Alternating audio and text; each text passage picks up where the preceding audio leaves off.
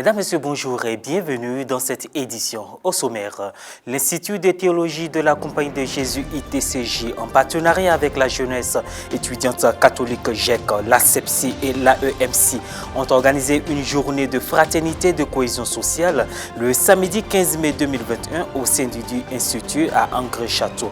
Occasion pour la ministre de la Fonction publique et de la modernisation de l'administration, Madame Anne-Désirée Oulouto, de mieux connaître cet institut qui forme les futurs prêtres et les agents pastoraux. Marathon et fitness ont meublé cette rencontre communautaire. Et puis le pape François a confié suivre avec une grande préoccupation ce qui se passe en Terre Sainte ce dimanche 16 mai lors de la prière de l'Angélus. Face aux fidèles réunis place Saint-Pierre de Rome, le Saint-Père a exprimé sa crainte que les violences ne dégénèrent dans une spirale de mort et de destruction.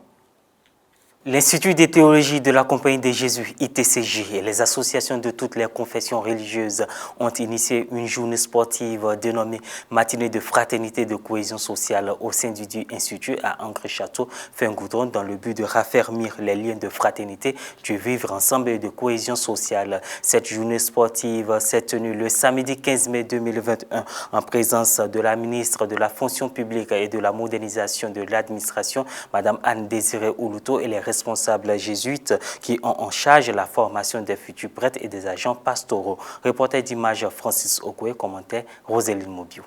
L'Institut de théologie et de la Compagnie de Jésus ITCJ, ici à Angré-Château, Fin-Goudron, en partenariat avec la jeunesse étudiante catholique GEC, l'Association des élèves et étudiants musulmans de Côte d'Ivoire AEMC, l'Association chrétienne des élèves et étudiants protestants de Côte d'Ivoire ACEPSI, ont organisé le samedi 15 mai 2021, au sein de cet institut jésuite de formation théologique, une matinée de fraternité et de la cohésion sociale. La ministre de la Fonction publique et de la modernisation de l'administration, Mme Anne-Désirée Oulouto, a pris part à cette rencontre interreligieuse pour partager avec les jésuites et l'ensemble des confessions religieuses représentées une journée du vivre ensemble. Nous avons voulu placer cette activité sous le signe de la fraternité et de la cohésion parce que nous nous sommes dit qu'il était important à travers ces différentes associations de jeunesse et de confessions religieuses de donner un message pour dire que la religion se met au service de la politique, du politique pour accompagner toutes les actions qui vont dans le sens du développement. Fitness, marathon de 11 km, était au menu de ce rassemblement communautaire. Cette journée qui a rassemblé l'ensemble des acteurs a permis de prodiguer des conseils aux élèves et étudiants. Elle a été également l'occasion de faire un tour d'horizon des fragilités sociales et de valoriser certaines actions innovantes mises en œuvre. Après des échanges avec les responsables de cet institut jésuite, des acteurs institutionnels et associatifs, Madame la ministre Anne-Désirée Oulouto s'est dit heureuse de se joindre à cette initiative. S'engager pour la paix, s'engager pour la cohésion, pour le rapprochement interreligieux est un acte de foi. C'est un acte de foi et je voudrais les encourager à se joindre à cette initiative que nous venons de voir aujourd'hui, qui sera un instrument à la disposition de notre pays, un instrument pour servir la Côte d'Ivoire à travers nos jeunesses engagées dans les différentes organisations religieuses, qu'elles soient musulmanes, chrétiennes ou autres, mais des jeunes qui se retrouvent autour de Dieu, ce Dieu unique-là. Je crois qu'il est important que toute la jeunesse prenne conscience de la nécessité de s'engager pour impacter positivement notre société. La Côte d'Ivoire vient de loin, elle se relève progressivement d'années difficiles, de crises profondes, mais c'est avec les jeunes que nous pourrons très rapidement inverser la tendance. Dr Jean Messengue, directeur de l'ITCJ, a remercié tous les acteurs représentés lors de cette journée. Il les a félicités pour leur engagement et leur investissement pour la graine qui est en train d'être plantée par les animateurs de cet institut, car elle produira de bons fruits. Le sens et le vrai visage de la foi. La foi qui promeut la paix. La foi qui promeut la fraternité. La foi qui promeut le vivre ensemble. C'est ça la vraie foi, quelle que soit la religion. Aucune foi authentique ne peut promouvoir la division, la haine. Et donc, vous témoignez de l'authenticité de votre foi, comme jeune. Et vous nous rendez fiers. Nous, vos parents, vos éducateurs, vos enseignants, vos pasteurs, vos imams, vous nous rendez fiers. Parce que vous avez compris et vous vivez le vrai sens de votre religion, de votre foi religieuse.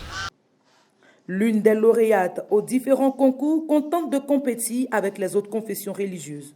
Je suis heureuse d'abord d'avoir participé à cette activité qui nous a rassemblés de différentes communautés.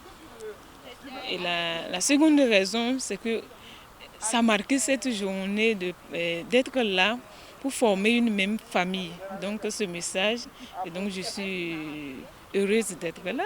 Et puis enfin, désormais, j'ai fait la connaissance d'autres personnes ici, que demain on peut se rencontrer, il n'y a pas la différence d'être musulman, protestant ou catholique. Donc du coup, je repars avec cette richesse-là d'avoir partagé cette journée avec les autres. L'ITCJ forme des futurs prêtres, jésuites et agents pastoraux. Il est ouvert à toutes les confessions religieuses et dispose de formations diverses en théologie.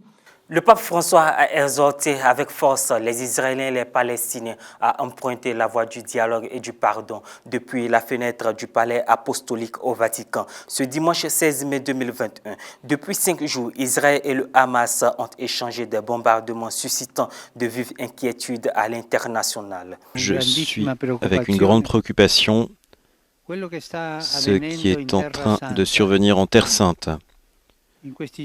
Ces jours-ci, de violents affrontements armés dans la bande de Gaza et en Israël risquent de dégénérer en une spirale de mort et de destruction. De nombreuses personnes ont été blessées et de nombreux innocents sont morts.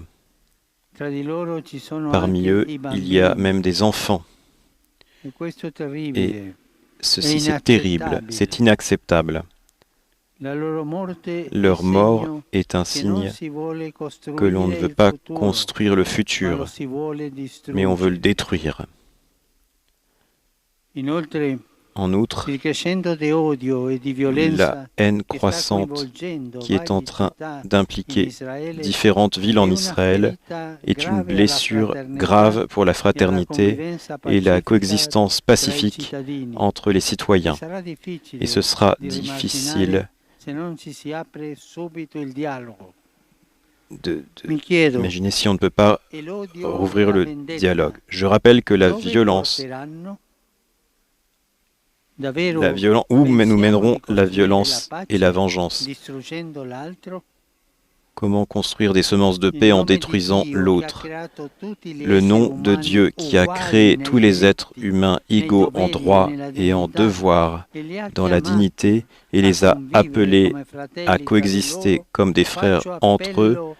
Je fais appel au calme et à ceux qui sont en responsabilité pour faire cesser le tumulte des armes et parcourir les voies de la paix, aussi avec l'aide de la communauté internationale. Et voilà, c'est la fin de cette édition. Merci de nous avoir suivis. Merci de votre fidélité.